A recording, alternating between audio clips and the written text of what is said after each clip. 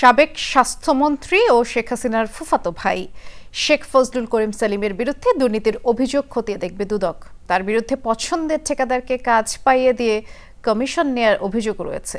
এছাড়া অবৈধ সম্পদ অর্জন ও সন্দেহজনক লেনদেনের অভিযোগে সাবেক তথ্যমন্ত্রী হাসানুল হক ইনু ও তার স্ত্রী আফরোজা হকের বিরুদ্ধেও দুটি মামলা করেছে দুদক।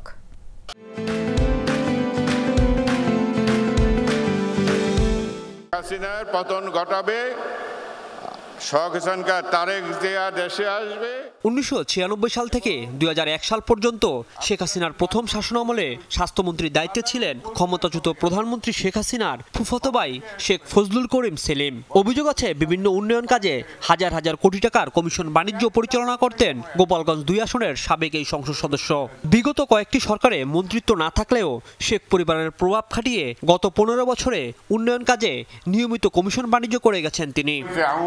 এমন কোন নেতা কর্মী নাই। বিশেষ করে বৃহত্তর ফরিদপুর, খুলনা, রাজশাহী ও ময়মনসিংহ অঞ্চলের সব উন্নয়ন কাজে ভাগবটোয়ারা করতেন তিনি। বিনিময় মিলত 10 থেকে 15% কমিশন। সম্প্রতি বিভিন্ন স্থানে 1300 কোটি টাকার কাজে পছন্দের ঠিকাদারের কাছ থেকে কমিশন নেওয়ার সুনির্দিষ্ট অভিযোগ আমলে নিয়ে শেখ সেলিমের বিরুদ্ধে অনুসন্ধানের সিদ্ধান্ত নিয়েছে দুর্নীতি দমন কমিশন। দেশের বিভিন্ন স্থানের 1300 কোটি টাকার টেন্ডার কাজে পছন্দের ঠিকাদারের নিকট হইতে 10% হইতে 15% হারে কমিশন গ্রহণপূর্বক কার্যাদেশ প্রদানের অভিযোগের বিষয়ে অনুসন্ধানের সিদ্ধান্ত গৃহীত হয়েছে। 6 কোটি টাকার বেশি অবৈধ সম্পদ অর্জন ও প্রায় 12 কোটি টাকার সন্দেহজনক লেনদেনের অভিযোগে সাবেক তথ্যমন্ত্রী ও কুষ্টিয়া 2 আসনের সাবেক এমপি হাসানুল হক ইনু ও তার স্ত্রী আফরোজা হকের বিরুদ্ধে দুটি মামলা করেছে দুদক।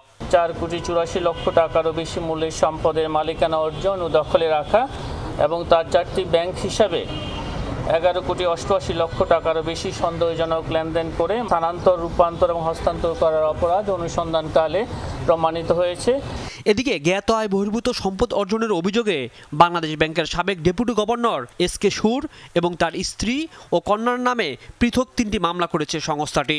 5,96,00,000 টাকারও বেশি মূল্যের জ্ঞাত আয়ের উৎসের সাথে অসঙ্গতিপূর্ণ সম্পদ অর্জন এবং বুক দখলে রাখার অপরাধ অনুসন্ধানকালে প্রমাণিত হয়েছে।